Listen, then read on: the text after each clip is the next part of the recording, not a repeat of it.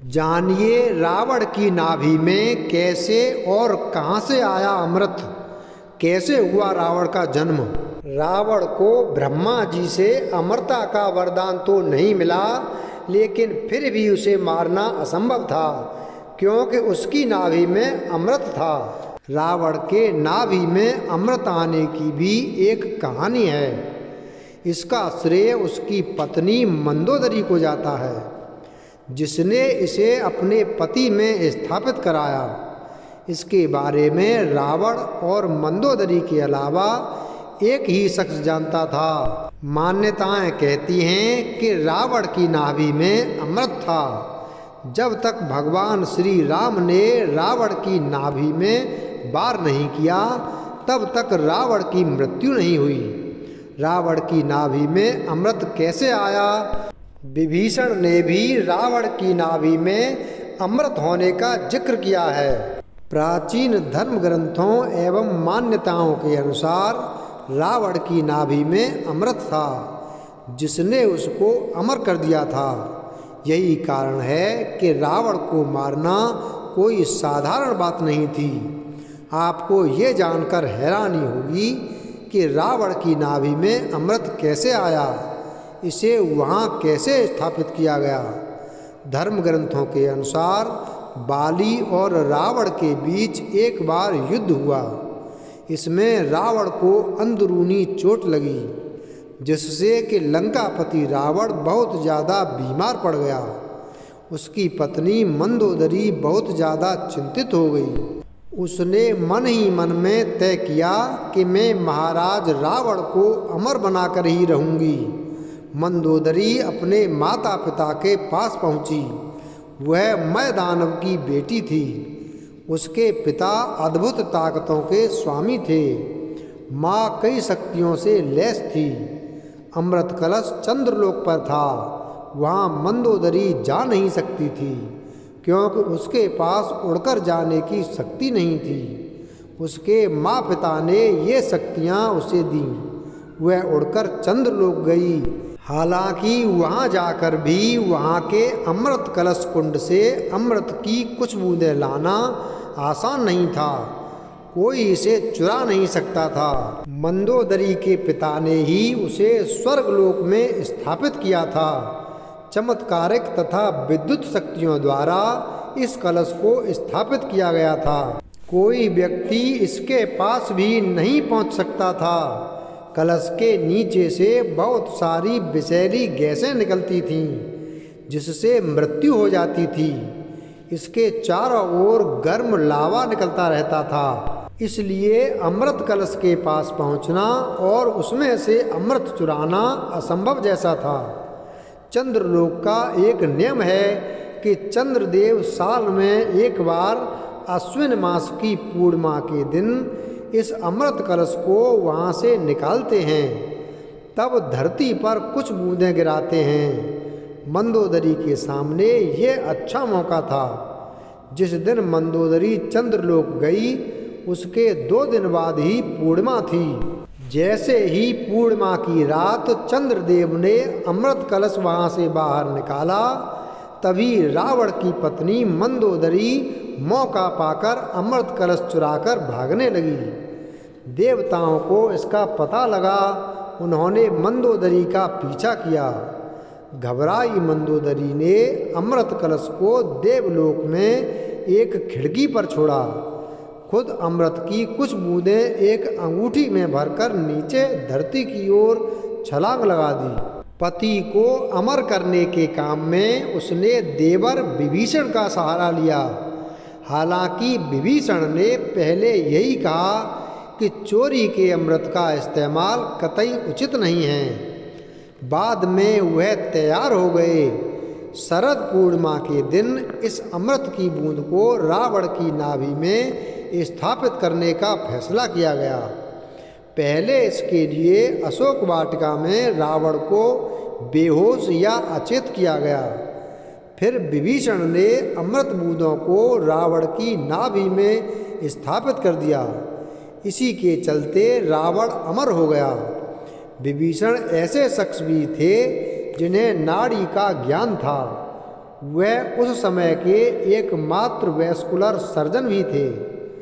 इस अमृत के बारे में विभीषण ने श्री राम को बताया।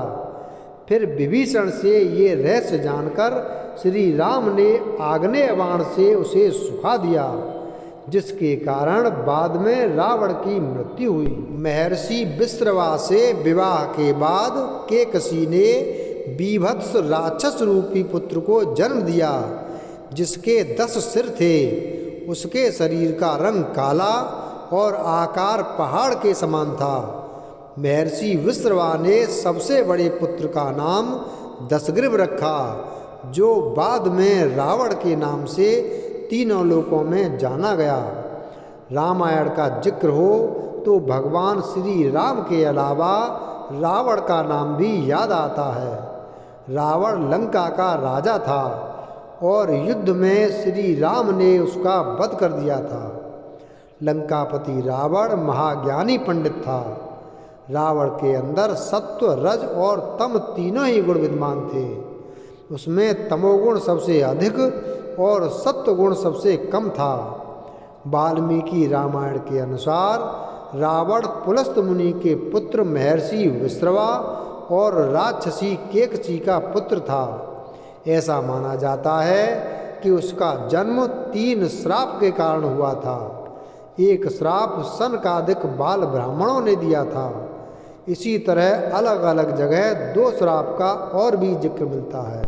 तो आइए सबसे पहले जानते हैं रावण के जन्म के पीछे का रहस्य और एक ब्राह्मण पुत्र होने के बाद भी रावण में राक्षसत्व वाले गुण कैसे आए। वाल्मीकि रामायण के अनुसार पौराणिक काल में माली, सुमाली और मलेवन नाम के 3 क्रूर दैत्य भाई हुआ करते थे। इन तीनों ने ब्रह्मा जी की घोर तपस्या की, जिससे प्रसन्न होकर ब्रह्मा जी ने उन्हें बलशाली होने का वरदान दिया। वरदान मिलते ही तीनों स्वर्गलोक, पृथ्वीलोक और पाताल लोक में देवताओं सहित ऋषि मुनियों और मनुष्यों पर अत्याचार करने लगे।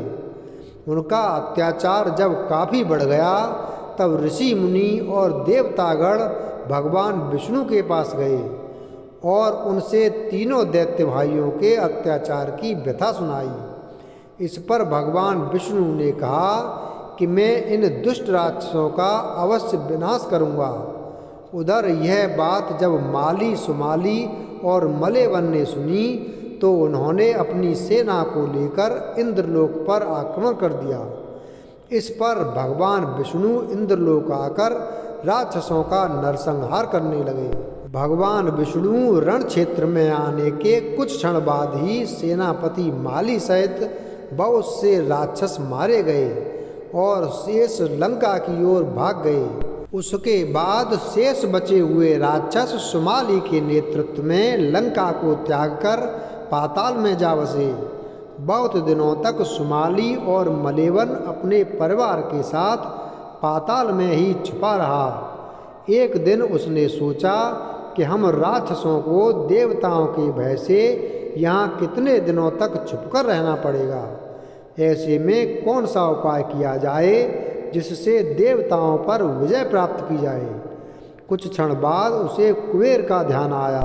तब उसके मन में ये विचार आया कि क्यों न वो अपनी पुत्री का विवाह ऋषि विश्रवा से कर दे, जिससे उसे कुबेर जैसे तेजस्वी पुत्र की प्राप्ति आसानी से हो जाएगी। इस पर सुमाली अपनी पुत्री केकसी के पास पहुंचा और बोला, हे पुत्री, तुम विवाह के योग्य हो चुकी हो, परंतु मेरे भय की वजह से कोई तुम्हारा हाथ मांगने मेरे पास नहीं आता।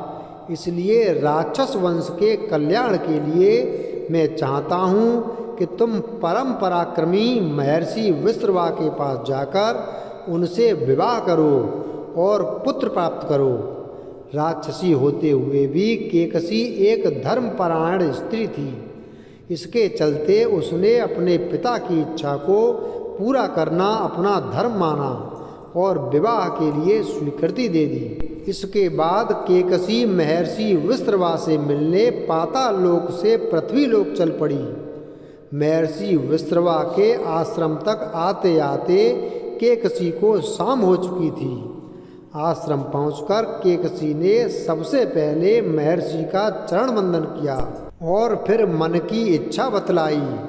इस पर महर्षि विश्रवा ने कहा, हे भद्रे, मैं तेरी ये अभिलाषा पूर्ण कर दूंगा, किंतु तुम कुबेला में मेरे पास आई हो, अतः मेरे पुत्र क्रूर कर्म करने वाले होंगे।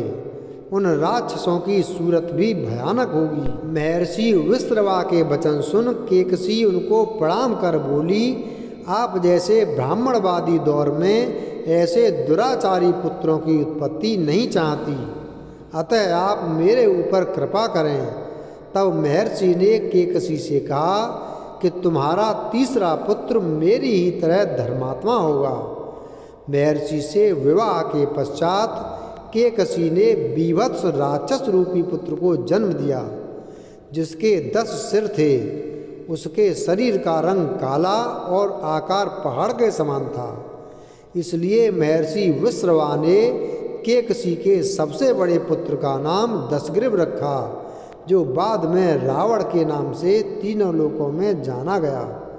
उसके बाद केकसी के गर्भ से कुंभकर्ण का जन्म हुआ। उसके समान लंबा चौड़ा दूसरा कोई प्राणी न था। तदंतर बुरी सूरत की सूर्पणखा उत्पन्न हुई। सबके पीछे केकसी के सबसे छोटे पुत्र धर्मात्मा विभीषण ने जन्म लिया। वीडियो अगर पसंद आया हो तो वीडियो को लाइक करें, चैनल को सब्सक्राइब करें और बेल आइकन प्रेस करें। धन्यवाद।